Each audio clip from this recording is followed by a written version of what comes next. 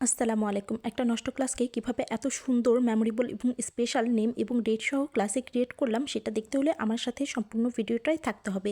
প্রথমে আমি একটা লেসের দোকানে ক্লাসটাকে নিয়ে গিয়েছিলাম এবং বিভিন্ন রকমের লেস দিয়ে দেখছিলাম যে কোন লেসটা এই ক্লাসটায় ভালো লাগে। লেসগুলো তো ভালোই লাগছিল, কিন্তু এই লেসগুলোর প্রাইস আমার কাছে চাচ্ছিল 180 টাকা, 220 টাকা, 250 টাকা, 200 টাকা এরকমভাবে।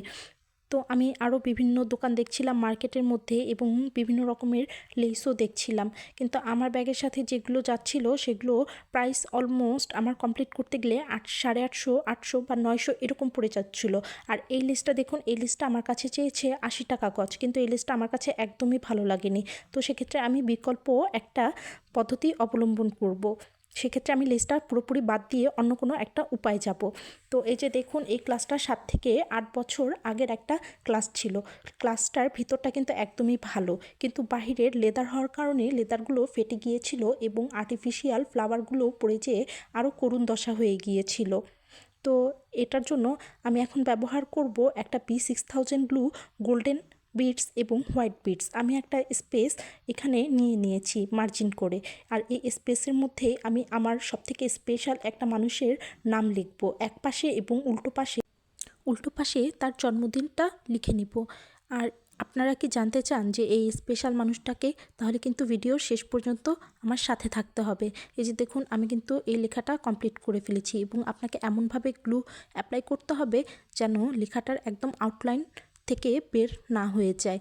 তো আমি এভাবে করেই কিন্তু আমি আমার প্রতিটি লেটার কিন্তু কমপ্লিট করব। আর দেখুন, এই লেটারটা অ্যাপ্লাই করার পরে আপনাকে 30 সেকেন্ডের মতো ওয়েট করে তার উপর থেকে আপনাকে বিটসগুলো দিয়ে দিতে হবে। আর দেখুন, আমি কিন্তু বিটসগুলো দিয়ে দিয়েছি। আর এরপরে আপনাকে আরও 1 মিনিটের মতো ওয়েট করতে হবে যেন গ্লুটা বিটসগুলোকে আটকে ধরে। এরপর আপনার দেখতে হবে যে ঠিকঠাকভাবে বসেছে কিনা। এভাবে বসানোর পরে আপনি উল্টোভাবে একটা ঝাড়া দিবেন। ঝাড়া দিলে যে এক্সট্রা যে বিটসগুলো আছে সেগুলো পড়ে যাবে, এবং একটা কাঠি বা যে কোনো কিছু দিয়ে আপনি আপনার লেখার আউটলাইনটা ঠিক করে নেবেন। দেখুন আমি কিভাবে করছি। এখানে কিন্তু আমি একটা পেন্সিল দিয়ে আউটলাইনগুলো সুন্দরভাবে বসিয়ে দিচ্ছি, বা আমার আউটলাইনটা যেন ঠিক থাকে আমি সেভাবে কিন্তু চেপে চেপে সাইড করে দিচ্ছিলাম। তো আপনারাও চাইলে এভাবে করতে পারেন। আমি কিছু ক্ষেত্রে হাত ব্যবহার করছিলাম, কিছু ক্ষেত্রে কাঠি ব্যবহার করছিলাম, আবার কিছু ক্ষেত্রে স্কেলের কোনা বা পেন্সিলও ব্যবহার করেছি। এভাবে করেই কিন্তু আমি প্রতিটা লেটার কিন্তু কমপ্লিট করে ফেলবো। এই যে দেখুন, আমার কিন্তু লেখা কমপ্লিট করা শেষ, এবং উল্টো পাশে আমি কিন্তু বার্থডেটাও লিখে নিব। তো আমি এখানে বার্থডেটাও সুন্দরভাবে লিখে নিব।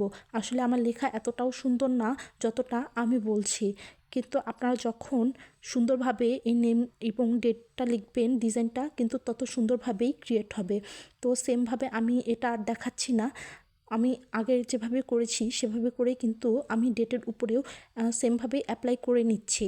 এভাবে করে আমি সম্পূর্ণ ডেটটাও কমপ্লিট করে ফেলবো, এবং সম্পূর্ণ ডেটটা কমপ্লিট করার পরে আমি এটা 1 ঘন্টা 1 ঘন্টা 2 পাশে 2 ঘন্টা আমি রেস্টে রাখবো, যেন যখন আমি অন্য কালারের বিটস অ্যাপ্লাই করব তখন যেন এটা একটার সাথে আরেকটা না লাগে। এরপরে দেখুন, আমি কিন্তু এখানে আবারও গ্লু অ্যাপ্লাই করে নিচ্ছি বাকি ফাঁকা জায়গাটায়, এবং গ্লু অ্যাপ্লাই করার পরে সেটা আমি স্কেল দিয়ে পেস্টও করে দিচ্ছি, এবং উপর থেকে আমি কিন্তু বিটস দিয়ে দিচ্ছি। এটা কিন্তু সেই আগে আমি যেভাবে করেছি সেভাবেই কিন্তু করব। গ্লু অ্যাপ্লাই করার পর কিছুক্ষণ রেস্ট দিয়ে এরপর আমি বিটস দিব, এরপর আবার কিছুক্ষণ রেস্ট দিব। এভাবে করে করে আপনি আমার সম্পূর্ণ কাজটাই কিন্তু শেষ করব। এই যে দেখুন, যখন আমি ইলহামের মাঝখান থেকে আমি করছিলাম তখন আমি কিন্তু সরাসরি হ্যান্ড ব্যবহার করেই আমি কাজটা করছিলাম যেন এটার আউটলুকটা ভালো হয়। তারপরে দেখবেন কিছু কিছু ক্ষেত্রে বিটস কিন্তু থেকে যাবে, আবার কোথাও কোথাও ফাঁকা থেকে যাবে। তো সেখানে আমি আর গ্লাস বিটস ইউজ না করে আমি বেশ কিছু পার্ল ব্যবহার করেছি। তো এখানে আপনারা পার্লও ব্যবহার করতে পারেন, আবার চাইলে বিটস দিয়েও ঢেকে দিতে পারেন। এই যে দেখুন, এটা কমপ্লিট করার পরে ফাইনাল লুক কত সুন্দর আর এলিগেন্ট লাগছে। আর এই প্রিয় মানুষটা হচ্ছে আমার মেয়ে, আর ওর জন্মদিন।